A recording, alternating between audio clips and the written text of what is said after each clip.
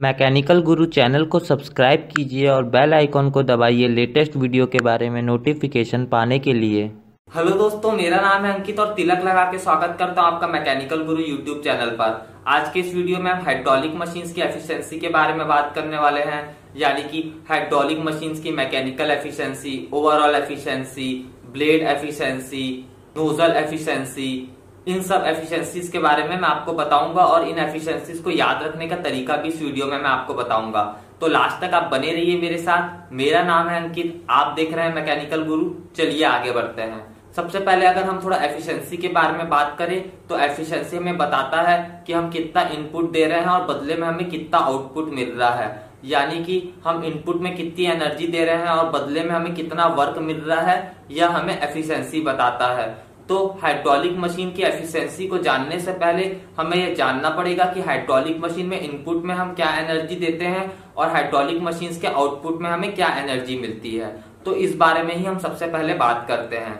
अगर आपने किसी हाइड्रो इलेक्ट्रिक पावर प्लांट को विजिट किया होगा तो आपने देखा होगा वहां एक रिजर्वायर रहता है, वहां एक डैम रहता है जिसमें वाटर रहता है और इस वाटर में पोटेंशियल एनर्जी रहती है।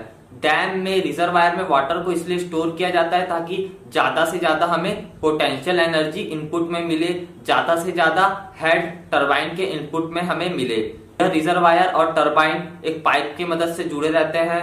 तो जब वाटर इस पाइप के थ्रू टरबाइन तक पहुंचता है तो इस पाइप में फ्रिक्शन होता है और कई तरह के पाइपिंग लॉसेस होते हैं जिसके कारण हेड लॉस होता है। तो वाटर जो रिजर्वायर में था वो अपने आप में कुछ पोटेंशियल एनर्जी कंटेन किया रहता है।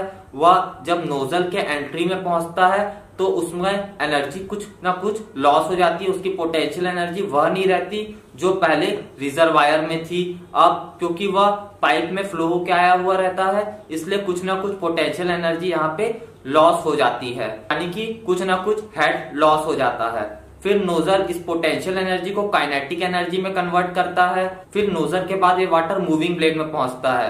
मूविंग ब्लेड अगर रिएक्शन टाइप रहेगी तो मूविंग ब्लेड में भी प्रेशर लॉस होगा और वेलोसिटी इंक्रीज होगी, लेकिन अगर मूविंग ब्लेड इंपल्स टाइप रहेगी तो मूविंग ब्लेड में कोई भी प्रेशर लॉस नहीं होगा। जो वाटर नोजल से पास होकर हाई वेलोसिटी में मूविंग ब्लेड से टकराता है, यह मूविंग ब्लेड इस वाटर के काइनेटिक एनर्जी को मैकेनिकल वर्क में कन्वर्ट कर देती है और इस मूविंग ब्लेड के साथ जनरेटर कनेक्ट रहता है जो हमें आउटपुट में इलेक्ट्रिसिटी या हमें पावर देता है। तो सबसे पहले रिजर्वायर में जो हमारे पास एनर्जी अवेलेबल रहती है वह रहती है पोटेंशियल एनर्जी।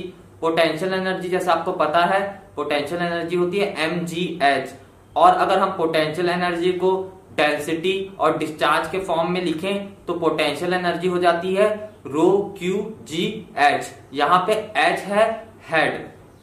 आप मेरे बगल में ये कैसे आया वह भी डेरिवेशन देख सकते हैं। लेकिन जब हम हाइड्रोलिक मशीन्स की एफिशिएंसी के बारे में बात करेंगे तब रिजर्वायर में हमारे पास कितनी एनर्जी है, रिजर्वायर में कितना हेड अवेलेबल है, उस बात को हम नहीं देखेंगे। जब भी हम हाइड्रोलिक मशीन्स की एफिशिएंसी के बारे में बात करेंगे तो हमारे पास नोजल के इनपुट में कितना हेड है, नोजल के इनपुट में हमारे पास कितनी पोटेंशियल एनर्जी है, इस बारे में बस हम ध्यान देंगे।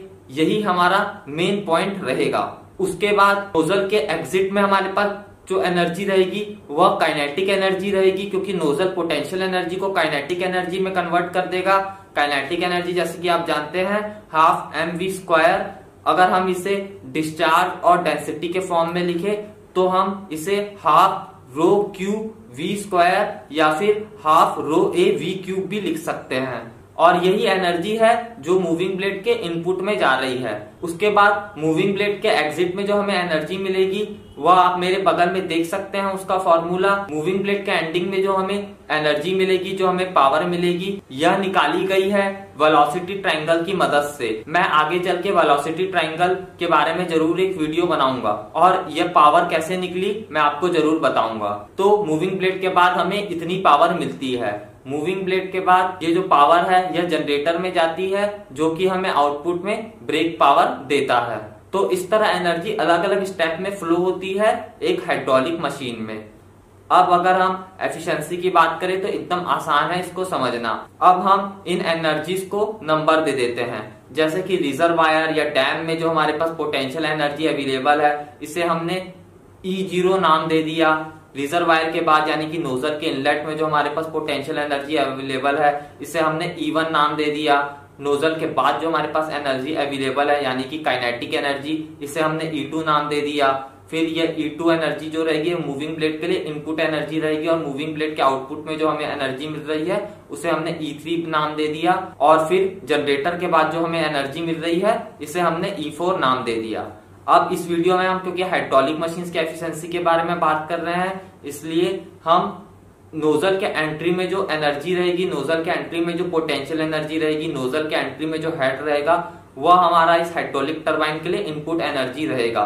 तो अगर हम हाइड्रोलिक मशीन की ओवरऑल एफिशिएंसी के बारे में बात करें तो हाइड्रोलिक मशीन की ओवरऑल एफिशिएंसी रहेगी जो जनरेटर के आउटपुट में हमें एनर्जी मिल रही है वो, और बदले में नोजल के इनपुट में हम कितनी एनर्जी दे रहे हैं, इन दोनों का रेशियो हमें ओवरऑल एफिशिएंसी बता देगा। और नोजल के इनपुट में जो हम एनर्जी का फॉर्मूला लिखे हैं वह कैसे आया है वह मैं आपको बता चुका हूं। अब अगर हम हाइड्रोलिक मशीन की नोजल एफिशिएंसी के बारे में बात करें तो नोजल एफिशिएंसी होगी नोजल के आउटपुट में हमें कितनी एनर्जी मिल रही है, बदले में हम नोजल के इनपुट में कितनी एनर्जी दे रहे हैं। नोजल के इनपुट में हमें एनर्जी पता है, ये पोटेंशियल एनर्जी है, और नोजल के आउटपुट में हमें काइनेटिक एनर्जी मिल रही है। इन दोनों का रेशियो अगर आप निकालेंगे तो आपको नोजल एफिशिएंसी मिल जाएगी। और इसी तरह अगर आपको ब्लेड एफिशिएंसी निकालना है तो मूविंग ब्लेड के आउटपुट में हमारे पास क्या एनर्जी है और मूविंग ब्लेड के इनपुट में हम कितनी एनर्जी प्रोवाइड करा रहे हैं, इन दोनों का रेशियो यानी कि नोजल के एक्सिट में जो काइनेटिक एनर्जी मिल रही है वो मूविंग ब्लेड के लिए इनपुट एनर्जी है, और मूविंग ब्लेड के आउटपुट में जो एनर्जी मिल रही है, इन दोनों का रेशियो अगर हम निकालेंगे तो हमें ब्लेड एफिशिएंसी मिल जाएगी। और अगर हम इस हाइड्रोलिक मशीन के हाइड्रोलिक एफिशिएंसी के बारे में बात करें तो हाइड्रोलिक एफिशिएंसी रेशियो है मूविंग ब्लेड के आउटपुट में हमें कितनी एनर्जी मिल रही है उसके बदले में हम नोजल के इनपुट में कितनी एनर्जी दे रहे हैं, यानी कि मूविंग ब्लेड के आउटपुट की एनर्जी बदले में नोजल के इनपुट में जो हमारे पास पोटेंशियल एनर्जी है वह एनर्जी, इन दोनों का आप रेशियो निकालेंगे तो आपको हाइड्रोलिक एफिशिएंसी मिल जाएगी। इसके बाद अगर हम मैकेनिकल एफिशिएंसी के बारे में बात करें तो मैकेनिकल एफिशिएंसी जनरेटर के आउटपुट में हमें क्या पावर मिल रही है और जनरेटर के इनपुट में हम कितनी पावर दे रहे हैं, यानी कि जनरेटर के आउटपुट में जो पावर मिल रही है वह और हम मूविंग ब्लेड के आउटपुट में जो हमें पावर मिल रही है, इन दोनों का अगर हम रेशियो निकालेंगे तो हमें मैकेनिकल एफिशिएंसी मिल जाएगी। तो दोस्तों आज हम लोगों ने हाइड्रोलिक मशीन्स की एफिशिएंसी के बारे में बात की, nozzle efficiency, mechanical efficiency, overall efficiency, blade efficiency, इन सब एफिशिएंसी के बारे में मैंने आपको डिटेल बताया और इन्हें याद किस तरह रखा जाए वह भी मैंने आपको बताया। मुझे उम्मीद है कि आपको ये वीडियो पसंद आया होगा। अगर पसंद आए तो जरूर इस वीडियो को लाइक कीजिए, इस वीडियो को शेयर कर दीजिए अपने फ्रेंड्स के साथ, और मैकेनिकल गुरु यूट्यूब चैनल को अभी तक आपने सब्सक्राइब नहीं किया तो सब्सक्राइब भी कर लीजिए, क्योंकि मैं आपके लिए रोज ऐसी अच्छी अच्छी वीडियो लेके आता रहता हूँ। जल्दी मिलेंगे। जय जवान जय किसान।